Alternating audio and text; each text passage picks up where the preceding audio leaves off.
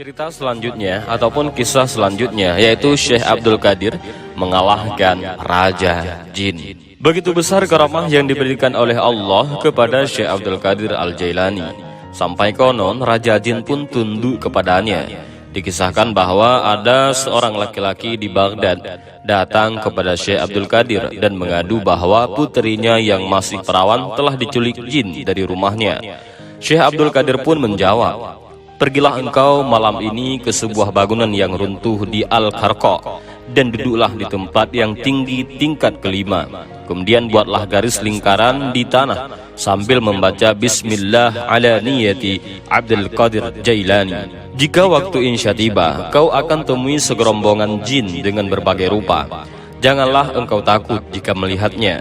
Dan ketika waktu sahur tiba, Raja Jin beserta rombongan lainnya akan datang. Dia akan menanyakan hajatmu. Maka katakan, aku diutus Syekh Abdul Qadir. Kemudian adukan padanya tentang putrimu." Laki-laki tersebut lalu berkata, "Aku pun segera pergi dan melakukan apa yang diperintahkan Syekh Abdul Qadir. Setelah sampai di tempat yang ditunjuk beliau, aku membuat gambar lingkaran dan berada di dalamnya, sehingga tidak ada satupun dari para jin yang dapat melewati lingkaran. Kemudian datang rombongan jin lain bersama Raja Jin dengan menaiki kuda. Di antara mereka adalah pimpinan yang berdiri di depan lingkaran dan bertanya, 'Wahai manusia, ada perlu apa denganku?' Maka aku katakan padanya, 'Aku diutus oleh Syekh Abdul Qadir.' Mendengar nama Syekh Abdul Qadir itu, Raja Jin itu beserta rombongan langsung turun dari kuda dan mencium tanah, yaitu bersujud. Kemudian Raja Jin bersama gerombolannya duduk di luar lingkaran. Dan Raja Jin berkata, 'Apa yang terjadi padamu?' Laki-laki itu pun segera menceritakan kisah tentang putrinya yang diculik oleh jin.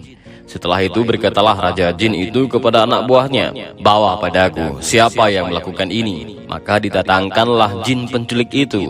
Dan berkatalah Raja Jin, 'Ini adalah syaitan jin jahat dari jin bangsa Cina.' Kepada jin jahat tersebut Raja Jin bertanya, 'Apa yang mendorongmu untuk menculik gadis itu sedang dia berada di bawah tanggungan wali kutub?' Jin nakal itu menjawab, 'Aku telah jatuh birahi pada gadis itu.' Kemudian sang Raja Jin menyuruh laki-laki itu untuk menghukum jin nakal tersebut. Laki-laki itu pun memukul kepala jin yang telah menculik putrinya. Jin jahat pun menyerahkan putri yang diculiknya kepada laki-laki itu. Setelah menerima putrinya lagi, laki-laki itu berkata kepada Raja Jin, 'Belum pernah aku melihat yang seperti malam ini, di mana engkau begitu menghormati perintah Syekh Abdul Qadir.' Raja Jin pun menjawab, 'Benar, dari dalam rumah pun beliau mampu melihat semua jin jahat yang ada di bumi. Maka dari itu dia, yaitu jin nakal, kabur sebab takut kepada beliau.'